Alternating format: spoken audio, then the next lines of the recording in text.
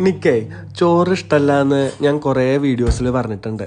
അപ്പോൾ എനിക്ക് ഏറ്റവും കൂടുതൽ ഇഷ്ടം കഴിക്കാൻ എന്താണെന്ന് ചോദിച്ചാൽ പൊറോട്ട കേട്ടോ. ഓ, അനന്തൻ ഒരു കാർഡിയാക് ഫിസിയോളജിസ്റ്റ് എന്നൊക്കെ പറഞ്ഞിട്ട് പൊറോട്ടയാണോ ഇഷ്ടം എന്നൊക്കെ ചോദിച്ചു കഴിഞ്ഞാൽ ഇഷ്ടപ്പെട്ടു പോയി. എന്താ ചെയ്യുക?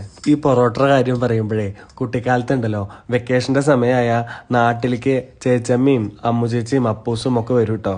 ഇവര് നാട്ടിലേക്ക് വരുന്ന സമയത്ത് ഓട്ടോറിക്ഷ പിടിച്ചിട്ട് ഒരു ഗുരുവായൂർക്ക് പോക്കുണ്ട്.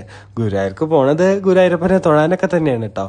പക്ഷെ തിരിച്ചു വരുന്ന സമയത്ത് കുന്നംകുളത്ത് പ്ലാസ എന്ന് പറഞ്ഞിട്ടുള്ള ഒരു റെസ്റ്റോറൻറ്റ് ഉണ്ടായിരുന്നു. ഇന്നിപ്പോൾ അതുണ്ടോയെന്ന് ചോദിച്ചാൽ നിശ്ചയില്ല കേട്ടോ. അവിടെ കയറിയിട്ട് പൊറോട്ട കഴിക്കലാണ് പണി. അമ്മു ചേച്ചി അനുസരിച്ചും ചേച്ചമ്മയും വല്യച്ഛനും അമ്മമ്മയൊക്കെ ഒന്ന് രണ്ടെണ്ണത്തിലൊക്കെ നിർത്തും കേട്ടോ. ഞാൻ അപ്പൂസ് അങ്ങനെ ഇങ്ങനെയൊന്നും നിർത്തില്ല.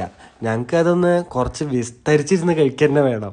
അത് ചിലപ്പോൾ 5 എണ്ണാവും, 6 എണ്ണാവും, 7 എണ്ണാവും, 8 എണ്ണാവും. പക്ഷെ ഇപ്പോഴൊന്നും അത്രയൊന്നും കഴിക്കാൻ പറ്റില്ല കേട്ടോ. ഞാൻ ഇടയ്ക്കിടയ്ക്ക് പറയും വീട്ടിൽ, ഇപ്പോൾ ഗ്രൈൻഡറിൻ്റെ ബ്ലേഡിനെ തുരുമ്പ് പിടിച്ചേർക്കണം, അതുകൊണ്ട് നേരെ അങ്ങോട്ട് അരയണില്ല. പക്ഷെ എപ്പോഴും പൊറോട്ട ഒരു വീക്ക്നെസ് ആട്ടോ.